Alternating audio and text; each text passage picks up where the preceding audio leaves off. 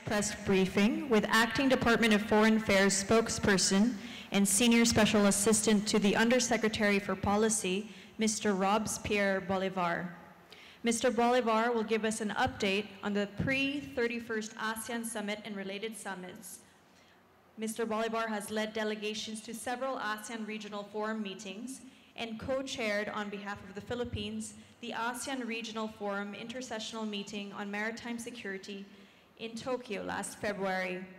Prior to his return to Manila, Mr. Bolivar served as Deputy Chief of Mission and Consul General at the Philippine Mission to the European Union and Philippine Embassy to Belgium and Luxembourg, based in Brussels, Belgium, where he worked primarily on Philippines-European Union bilateral issues. I am pleased to welcome Mr. Robespierre Bolivar. Mr. Bolivar, the floor is yours.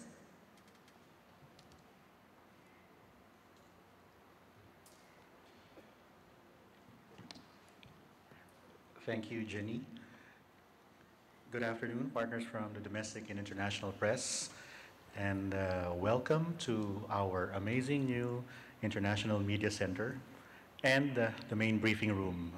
I was told that this has a capacity of over 2,000 seats, and we now have about 20,000 here this afternoon, so over capacity. Anyway, this is a pre-summit press briefing. We are less than 3 days away from the 31st ASEAN Summit and related meetings. This series of summits is the largest. This series of meetings is the largest gathering of world leaders that the Philippines will be hosting during this chairmanship year.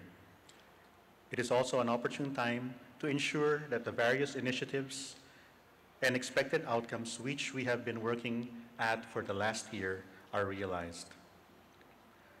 We are expecting the following heads of state and government to attend the various summits over the next few days.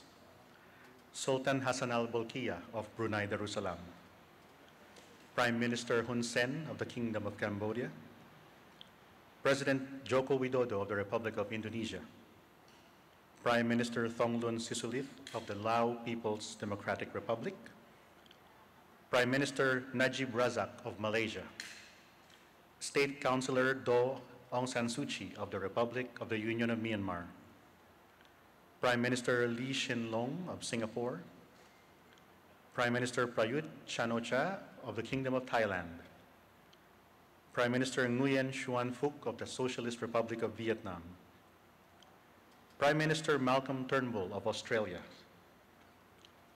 Prime Minister Justin Trudeau of Canada, Premier Li Keqiang of the People's Republic of China, President of the European Council Donald Tusk of the European Union, Prime Minister Shinzo Abe of Japan, Prime Minister Narendra Modi of India, Prime Minister Jacinda Ardern of New Zealand, Prime Minister Dmitry Medvedev of the Russian Federation, President Moon Jae-in of the Republic of Korea, President Donald Trump of the United States of America, and Secretary General Antonio Guterres of the United Nations.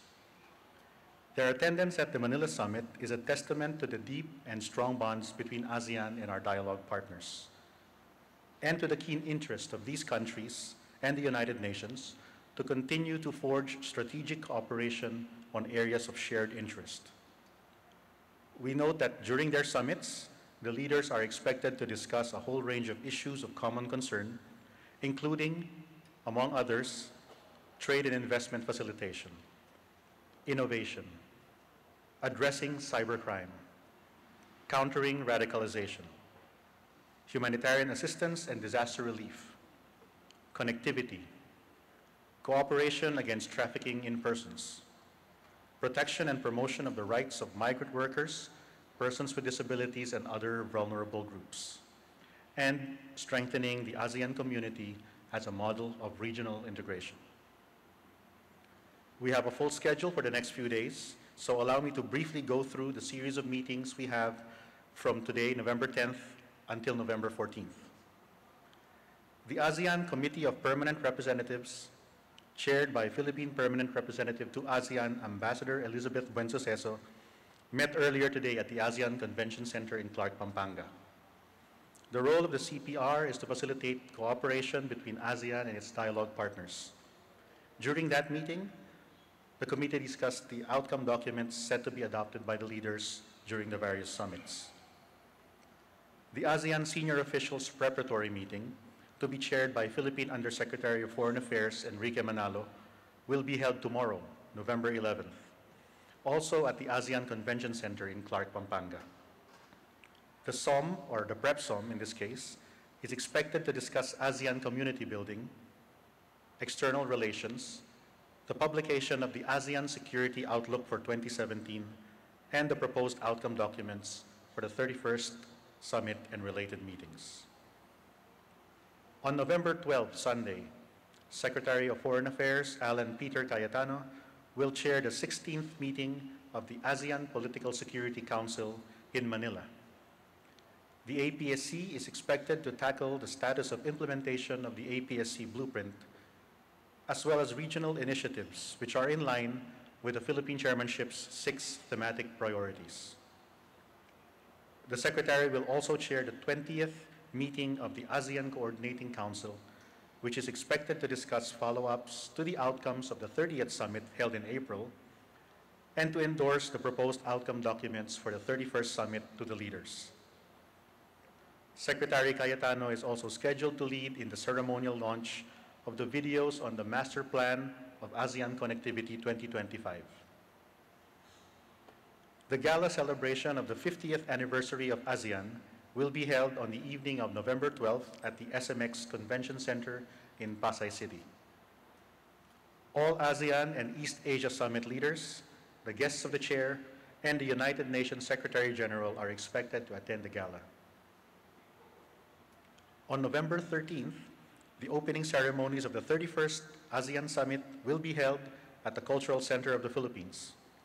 This will be followed by the 31st ASEAN Summit Plenary, the ASEAN-US Commemorative Summit, the 20th ASEAN-China Summit, the 19th ASEAN Republic of Korea Summit, the 20th ASEAN-Japan Summit, and the 9th ASEAN United Nations Summit, all held at PICC. The following day, on November 14th, the President will chair the 20th ASEAN Plus 3 Summit, the ASEAN-Canada Commemorative Summit, the ASEAN-European Union Commemorative Summit, the 12th East Asia Summit, and the 15th ASEAN-India Summit. President Duterte will also host a lunch in honor of the East Asia Summit heads of state and government and the guests of the chair. The summit of the Regional Comprehensive Economic Partnership, or RCEP, a signing ceremony, and the closing ceremonies of the 31st ASEAN Summit and the handover of the chairmanship to the Republic of Singapore will also be held on this day, November 14th, at the PICC. President Rodrigo Roa Duterte will have a press conference on the evening of November 14th, I believe at 8 p.m., to cap off the 31st ASEAN Summit and related meetings. The leaders are expected to issue, sign, adopt, or take note of several outcome documents during the course of these summits. The President will issue chairman statements for the ASEAN Summit, the Plus Ones, the ASEAN Plus 3, and the East Asia Summit. The ASEAN leaders are also expected to sign the ASEAN Consensus on the Protection and Promotion of the Rights of Migrant Workers, which is a centerpiece of the Philippine chairmanship.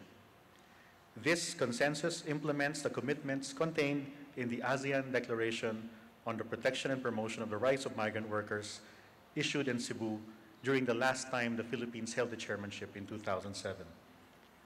Before we take any questions, allow me also to mention that the 31st ASEAN Summit is where it all comes together.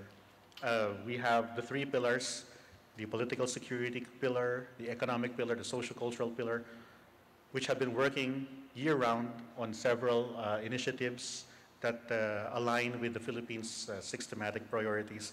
And this is where we hope all of these will come together in a cohesive whole to strengthen the ASEAN community in its relations with its dialogue partners. Okay, thank you. We will now begin with questions. As before, please come up to the 4 microphones in front and state your name and affiliation, and limit your questions to 2 questions. Thank you.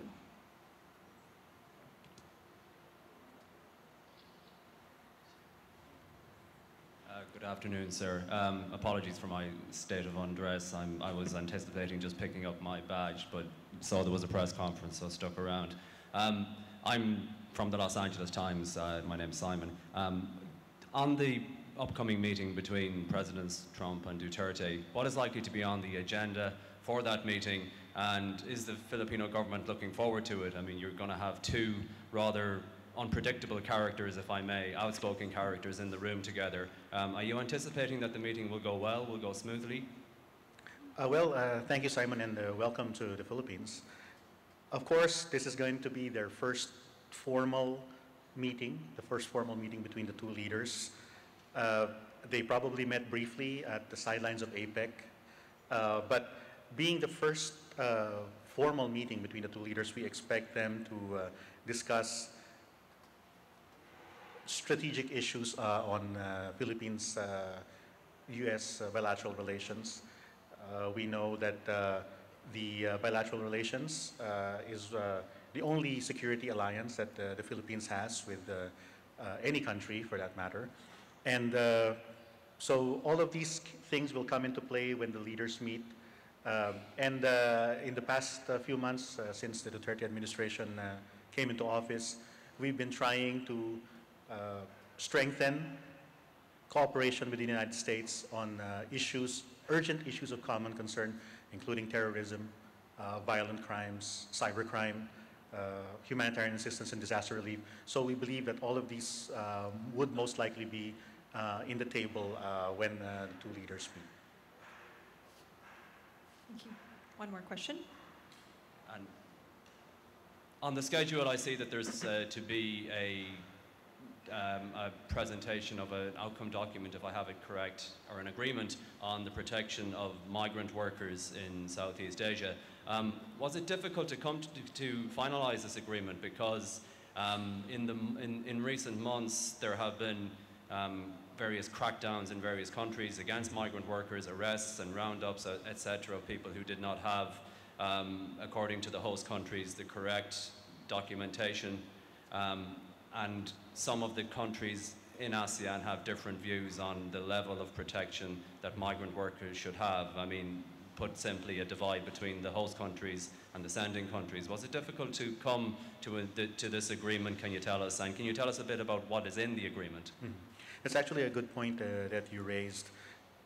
One of the key features of this ASEAN consensus on the protection and promotion of the rights of migrant workers is for the host countries, or actually all countries in Southeast Asia, to afford the same level of protection to migrant workers as they do to their own citizens in terms of labor contracts, labor standards, and all of that, access to, say, legal representation, especially access to consular representation.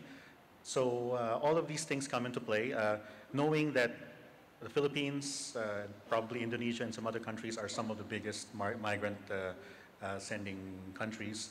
So this is, as I said, a centerpiece of our chairmanship, and we are actually quite pleased that we have come full circle.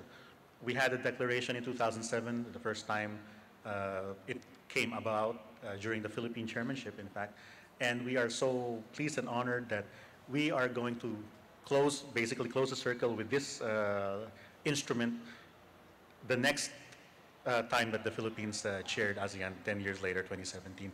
So that's one of the key features of the consensus, is to have the same level of protection, citizens and migrant workers in these receiving states. Next question, please. The lady in orange. Orange scarf.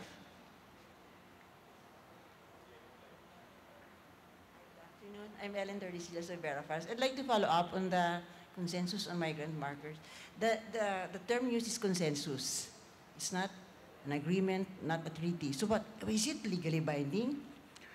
Well, if you look at the text of the agreement, of course, I can't share with you the text of the agreement until it's signed, I think, on the 13th, November 13th. If you look at the text of the agreement, it looks like an agreement, in fact. it is worded as such. Of course, consensus being, it reflects the agreement among the ASEAN member states to not only improve the treatment of migrant workers across the board, but also there is an element to that consensus where you have sharing of best practices, coordination among the member states on how to further improve cooperation on promoting the rights of migrant workers. So it takes it a step forward. It's not just some sort of an agreement between two states or between ASEAN that you have a certain set of rules. There is a provision for future cooperation. I think that's probably why they call it a consensus instead of just an agreement. So it takes it a step further than that. Next question, lady in yellow, please. Afternoon, sir. Huang Zhenzhen from China Central Television. I would like to know because our President Xi Jinping gave a speech in the APEC CEO summit just now, and he said that the globalization now is facing some change. We need to focus on the balance and how to benefit to everyone. I think like yesterday, President Duterte also gave a speech on the CEO summit, and he also mentioned this kind of a point. I think this is in line with President Xi. So you just mentioned that ASEAN is a model of regionalism. So for this time, what kind of achievement we expect can solve this kind of globalization balance? Thank you so much, sir. Okay. Thank you, Wang. Mr. Wang. I believe the President, in his address to the CEOs in APEC, he mentioned a very significant aspect, which is don't forget the poor. That has been the rallying cry of the Philippine government is inclusive growth.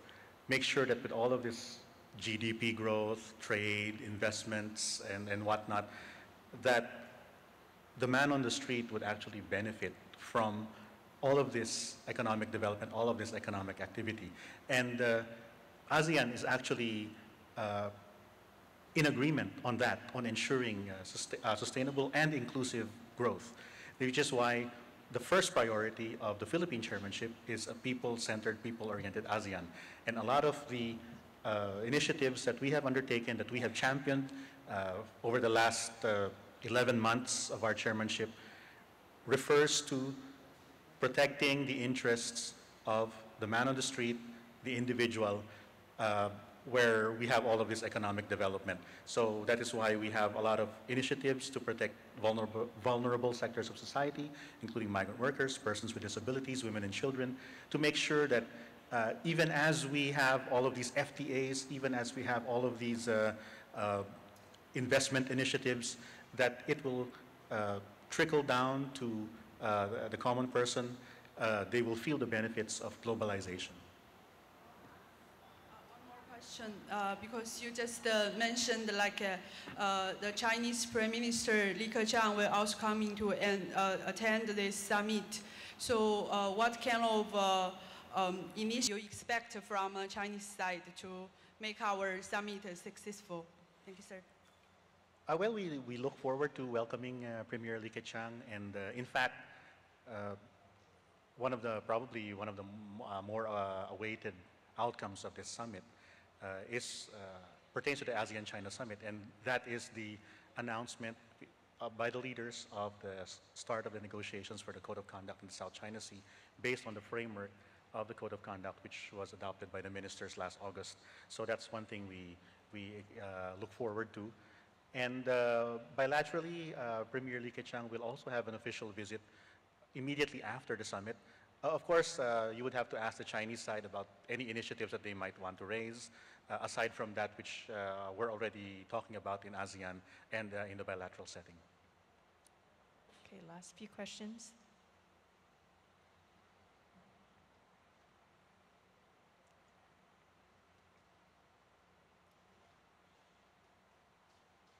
Hi, sir. Paterno Esmaquel from Rappler. Sir, as we end our chairmanship of ASEAN, what is the most that we expect to achieve in terms of the Code of Conduct in the South China Sea? Well, seeing as we have had the declaration of the conduct of parties in the South China Sea since 2002, and there is a commitment from the leaders since way back in 2002 to have a code of conduct, the fact that we have the framework, the outline of the code of conduct, and we expect the leaders to announce the negotiations, the start of negotiations in 2 days. I think we've come a pretty long way during the ASEAN Philippine chairmanship. So we expect, of course, the leaders to announce the negotiations, but the actual start of negotiations will probably happen sometime next year. And which also ties into the fact that the Philippines will take over as country coordinator of ASEAN-China relations starting next year. So the Philippines will be in a lead role, if you may, while the negotiations are starting up. Sir, just to clarify, what we have is a draft of a framework of a code of conduct. Is that correct? We have a framework of the code of conduct because it has been adopted by the ministers last August. And the leaders on November 13 are expected to take note of the adoption and to announce the formal start of the negotiations of the actual code of conduct based on the framework that was adopted in August. Sir, what's the difference between this framework with what was signed in 2002? Both are not legally binding, and both cannot hold China accountable for its actions in the South China Sea. So how is this an achievement? The framework is the outline of the actual code. And a lot of experts have been asking ASEAN and China since 2002, where's the code, where's the code? So now we're starting to actually talk about the code. Since 2002, it's been like 15 years, so it took that long, but it just shows you the amount of work, the amount of effort that the Philippine chairmanship and ASEAN as a whole has put into actually realizing the code of conduct. Now we have the outline, the basis for the negotiations, so that we can start actually negotiating the actual code of conduct. Thank you, sir. Next question. Last two questions. Cecil Morales, sir, of the French News Agency. Hi. An easy question and a more difficult question. Will our president ask Mr. Trump to do a fist bump? It's for television. I cannot assume or presume to know the president's mentality when he meets with foreign leaders. So, well, we'll have to see. And a serious question. There has been some concern by the previous U.S. government, as well as some members of the U.S. Congress, about the way our president has been conducting his drug war. Do you expect that to be in the agenda in their talks as well? Because our president has said that he will not be lectured on human rights. Well, first, we cannot comment on what the U.S. government internally discusses. That's for them to comment on. Secondly, it's the first meeting of the two leaders, President Trump and President Duterte. Without prejudging what issues that either leader would raise with the other partner, of course, the president, he has said, I believe, that if you just want to talk about it, if you just want to talk about all of these issues, then I'm willing to talk about it. So that's, but I cannot prejudge what either leader would raise with the other. Thank you, sir. Thank you. Last question.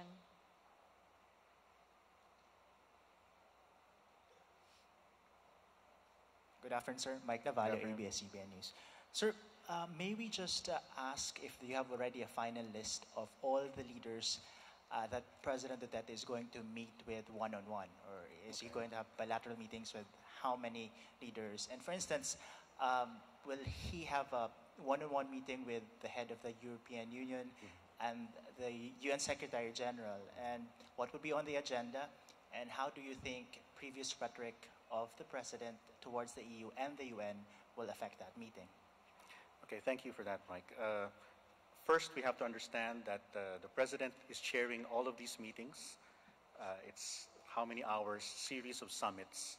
So we are trying our best to find free times, free schedules for the President to be able to meet those heads of state and government and maybe the UN who may request to meet the president on a bilateral basis.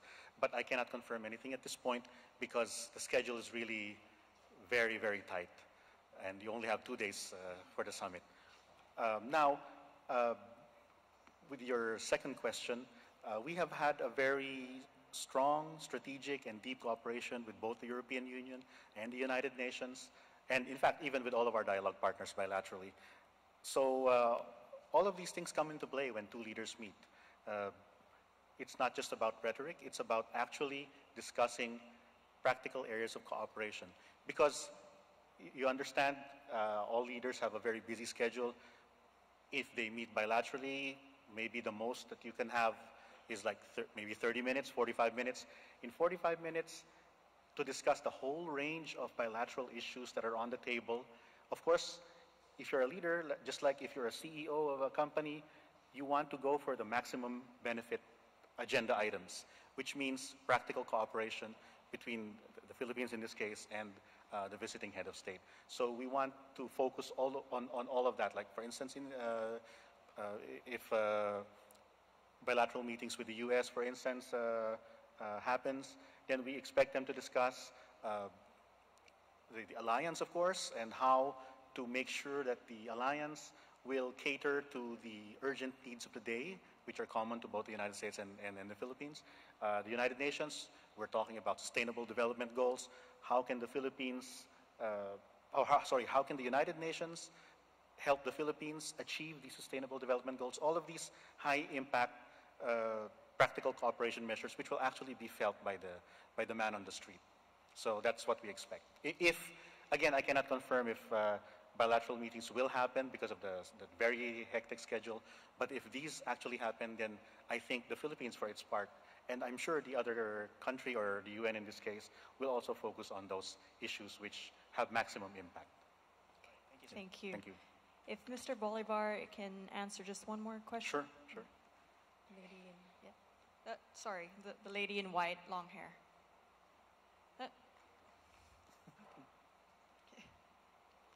Hi, sir. Hi. Charmaine Deogracias of Verifiles. Hi, Charmaine. Sir, I was just wondering, there's like a growing interest already on the Rohingya issue. Is Myanmar expected to brief ASEAN on this humanitarian crisis on Rohingya? And will there be a reference in any of the outcome documents on this issue? And with the Philippines also coming from a military offensive against IS-linked groups, will the Philippines also be briefing ASEAN on terrorism-related issue? Thanks, Charmaine. Let me address that in reverse order.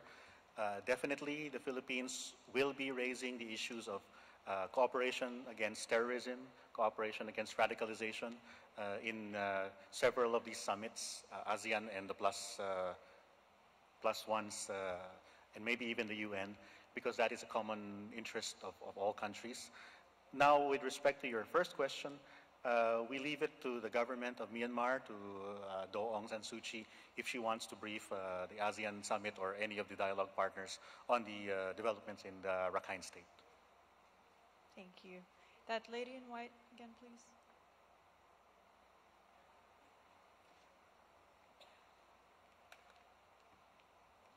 Thank you very much. Russian news agency, RIA Novosti. Seems like Russia is not most active participant in ASEAN, but as you mentioned this year, Russian Prime Minister Mr. Medvedev will be attending as previous years. But what is your take on Russian role in ASEAN overall, and what is your take on Russian-Filipino relations that seems to be enhancing lately? And what do you think Russia can do most in ASEAN? What do you expect from Russia? Thank you. Спасибо большое, госпожа. I was stationed in Moscow, in fact, for my first assignment, so I still remember some of my Russian. But, well, thank you for that question. Russia has been increasingly active in its dialogue relations with ASEAN and as a member of the East Asia Summit. In fact, it's one of the latest entries into the East Asia Summit, but we've already seen an active participation by Russia. So definitely we have common interests, shared interests, both Philippines and as ASEAN with Russia. Of course, I mentioned countering radicalization and countering terrorism. That's one of our major shared interests. A lot of political security, I believe, political security interest. I think we also want to have more economic engagement, more social cultural engagement with Russia, both bilaterally and as ASEAN.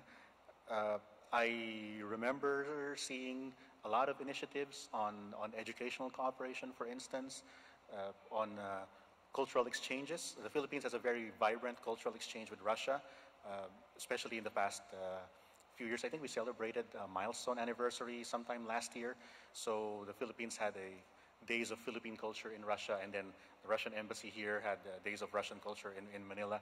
So as you said, Philippines-Russia and ASEAN-Russia relations are on the upswing.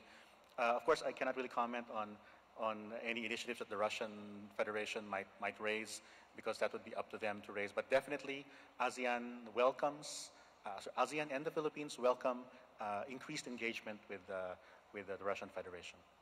Thank you very much. Thank you, everyone, and thank you, Mr. Bolivar. And that concludes today's press briefing.